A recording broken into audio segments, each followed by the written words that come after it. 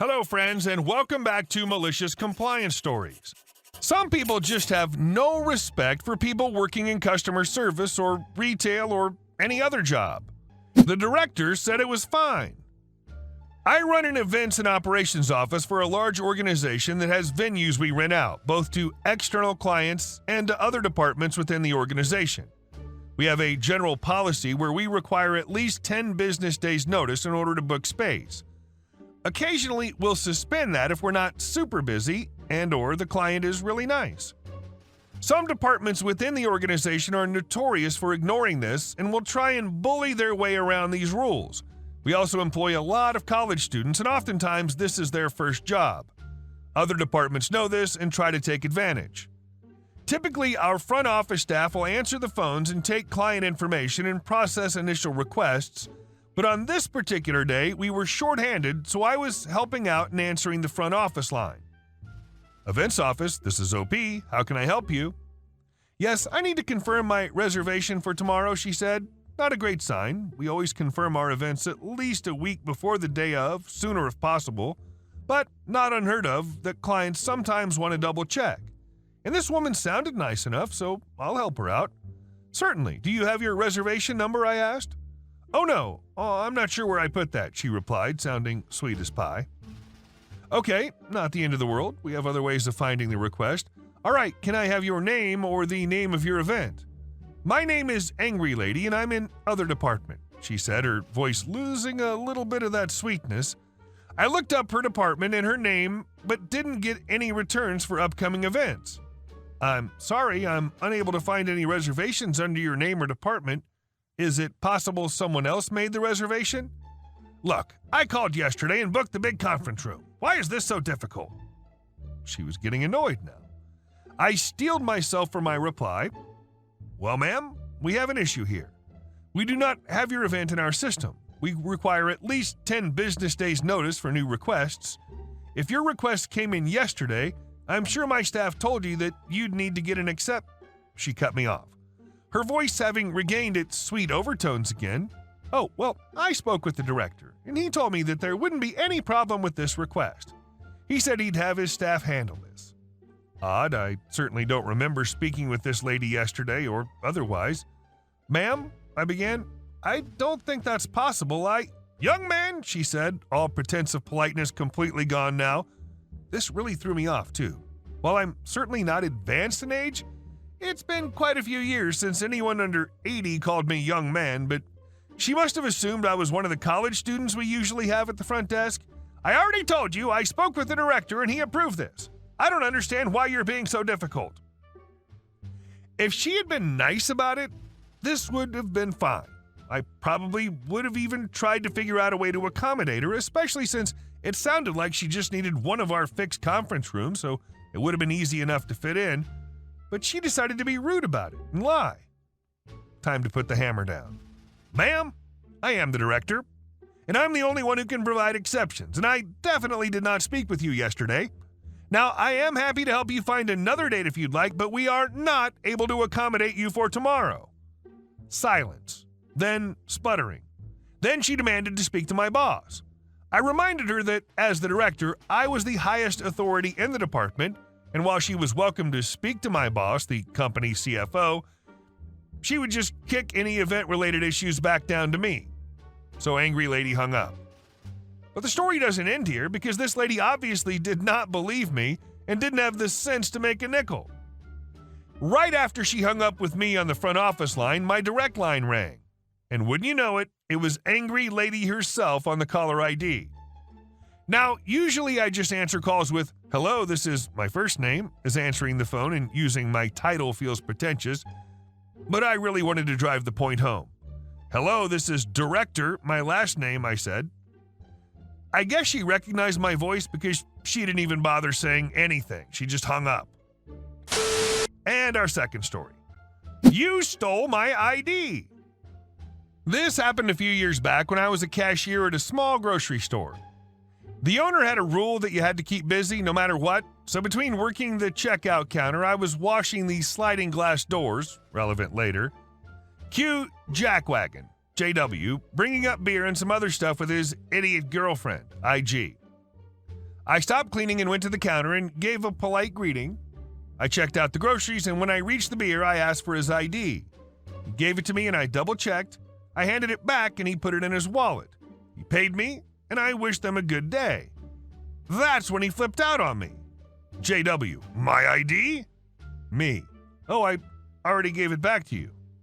JW, no you didn't. I would have remembered. IG, yeah, I didn't see you hand it back. Me, no, I gave it back and you put it in your wallet. JW, no you didn't. You still have it. Me, why would I keep it? Because we look a lot alike? Side note, I'm very sarcastic. This was a guy maybe in his late 20s, tall, red hair. I'm female, barely 110 pounds, mid-teens, blonde. This guy did not like my answer. JW, so you're trying to steal my ID? IG, just give it back before you get fired. Me, I don't have it. You put it in your wallet. JW, no I don't. See it? Pulls out wallet, and what do you know? The ID's in there. Whatever, let's go. So the guy and his girlfriend leave, and I think that's the end of it. I go back to washing the windows on the outside of the building. Couple minutes later, car pulls up next to me and yells, "Stupid bee!" and throws an empty plastic water bottle at me. They missed. They wanted to sue me for $200,000. So due to this having been a legal matter to some degree, I'm sure I have to be vague on details. Me is me. EP is entitled passenger. EM is entitled mom. OD is other driver. Cindy, my awesome lawyer from my car insurance. OL, entitled passenger's lawyer. So back when I was 16, it was a month or so after getting my license, I was leaving school and in traffic, just a very slow move a car a length at a time on a street not designed to be that busy, 15 miles per hour tops.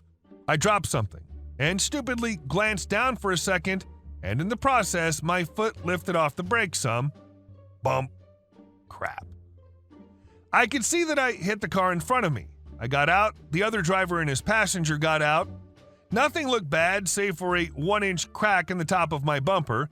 We agreed to pull ahead into the parking lot. From there, we called to get a police report. Thankfully, other driver wanted to. It was non-injury and nothing serious, so the police asked us to drive to the station. We did and filled out a quick report of the incident. All were friendly. Another driver and seemingly EP were friendly and no hard feelings. Other driver's car was assessed for no damage, and mine had no internal damage, so I glued the crack. Other driver and I even had a class together, and he was very friendly with me. Said he had a stiff muscle in his neck, but nothing bad and was totally cool. EP and I did not have any classes and didn't interact much, but would pass in the hall and no out-of-the-ordinary interactions. I didn't think much about it after that and was just more careful while driving. Lesson learned, luckily at the minimal cost other than a higher insurance rate for a while. Fast forward 5.5 years. I get a call from my insurance saying that entitled passenger and entitled mom were trying to sue me for damages and injuries. They were awesome about it and already had an in-house lawyer working on my case. I met with her and went over my story in details. She told me the case looked bogus and stupid and there was little chance of this going anywhere. We did have to do a dissertation. They were suing me for injuries incurred in the accident and for all the physical and massage therapy she'd treated him for over the past 5 years. Something like $200,000 worth, they were claiming.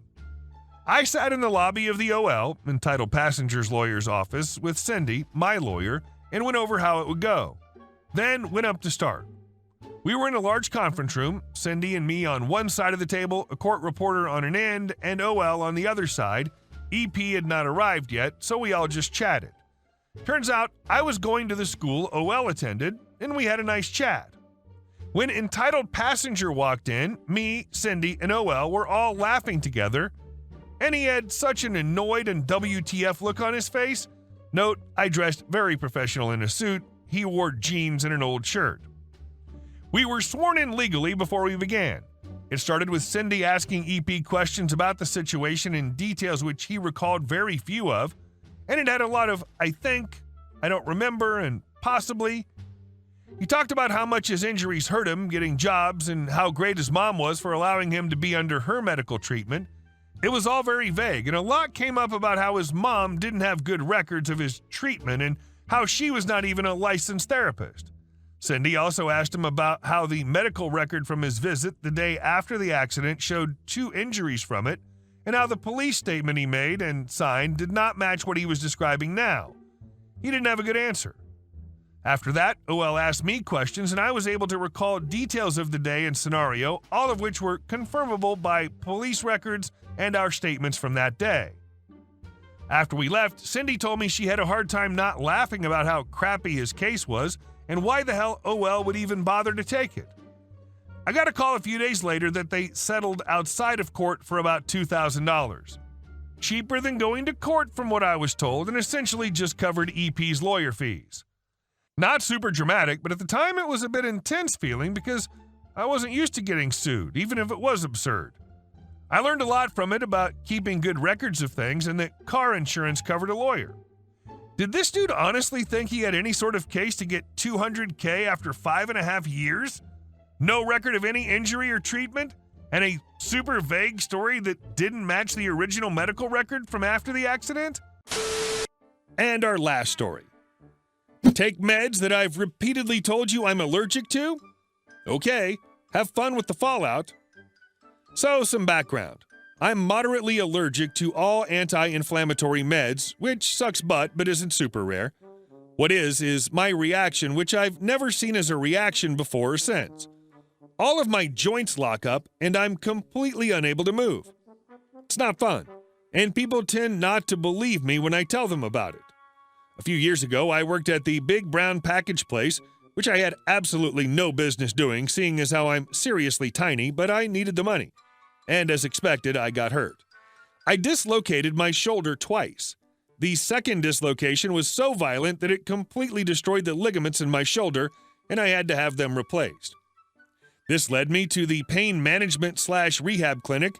The guy in charge of me, honestly don't remember what he was, but was definitely not a doctor, wanted to put me on a course of seriously heavy steroids to try to reduce the swelling, and thus the pain. I told yet again, we'd already had this conversation at least 3 other times by this point, that it wasn't an option for me. He kept at me about it, i.e., maybe you won't react like that with this brand, blah blah blah. And something in me snapped.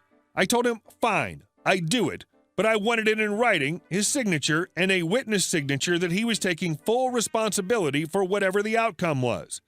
He readily agreed since he didn't think I was telling the truth about the allergy. I have no idea why, because honestly, I would have killed to be able to take them because they would have been the only thing to actually help my recovery. So I took the steroids, and as predicted, complete lockdown. 1 EpiPen and an ambulance ride later, I was fine, but seriously PO'd. I gathered all my records from the ER visit and his written statement and made an appointment with the clinic's big boss. I gave him all the paperwork and told him what happened. He went pale and begged me to give him a chance to fix this. I agreed, but said that if I wasn't satisfied with the outcome, it would be dealt with by my lawyer. As I came out of the office, I saw the useless guy. He asked me how my shoulder was doing and if the steroids had helped. I couldn't help it. I smirked and said that he'd find out. Long story short, he got fired, then blacklisted in the medical community. I was satisfied and finished out my time with a wonderful pain management therapist. Hey guys, thank you all for watching the video. I'll see you in the next one.